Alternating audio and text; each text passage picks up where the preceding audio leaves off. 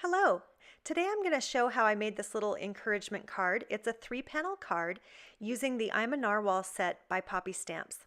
I used the sentiment, the little fish, the stars, and the bubble to make this card just by repeating the fish.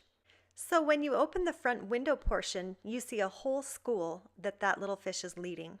And inside there are 2 panels for writing.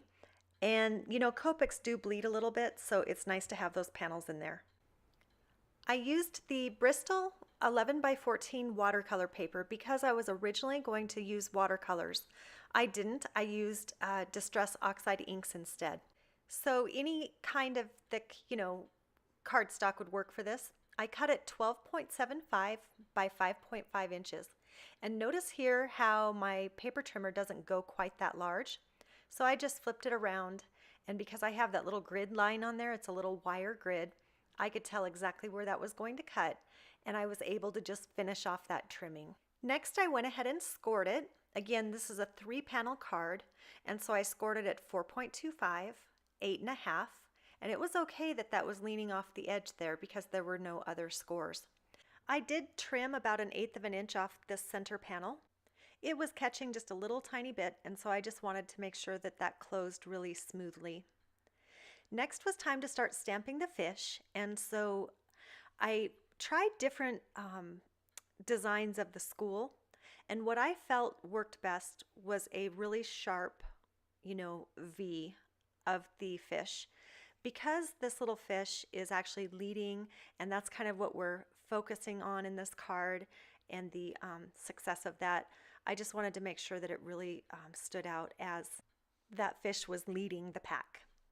So I did use a little scrap piece of paper toward the end there to kind of create a little mask so that the little fins would stamp on that rather than the back of the card. Once I was done stamping all the little fish, I used the little bubble from the same set and the star. And the reason I put a star in there was the thought that it was also a little bubble, but it was so that it just kind of accentuated the whole leadership, congratulations, you're awesome type thing with the card.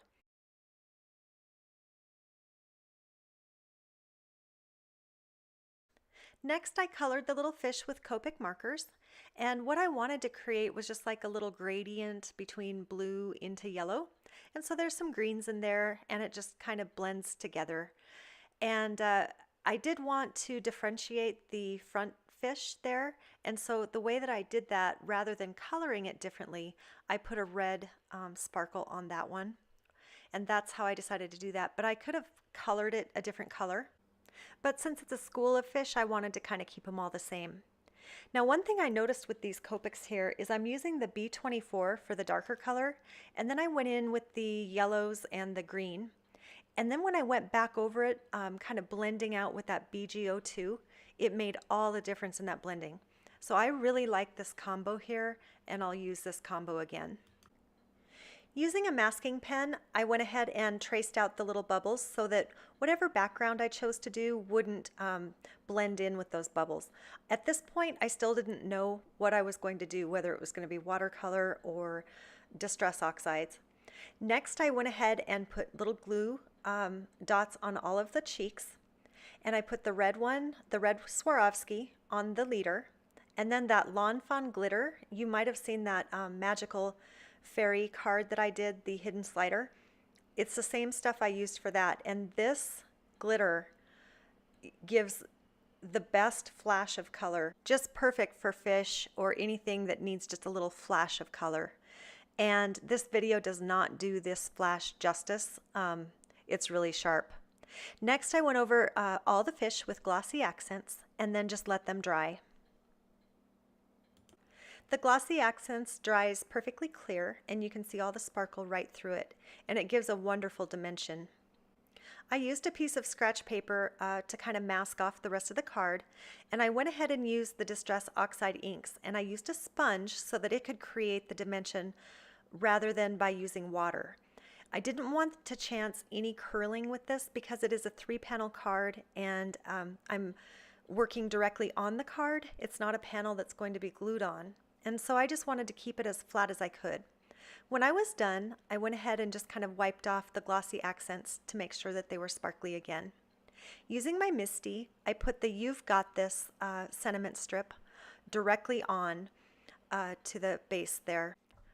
I removed the masking and I loved how these looked. I should have just left them as they were, but I went ahead and put glossy accents on them, which was fine. If I was going to redo this card or make another one, those would have been left white.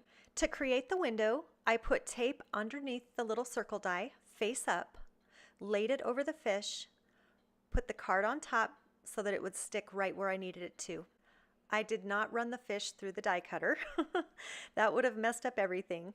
But I just created the window and then I went ahead and embossed it. I did the embossing last so that nothing got flattened as I made that window.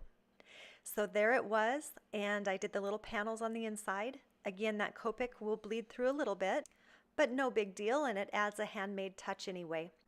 So there's the 3-panel encouragement card, and I hope you have a great day, and we'll see you again soon.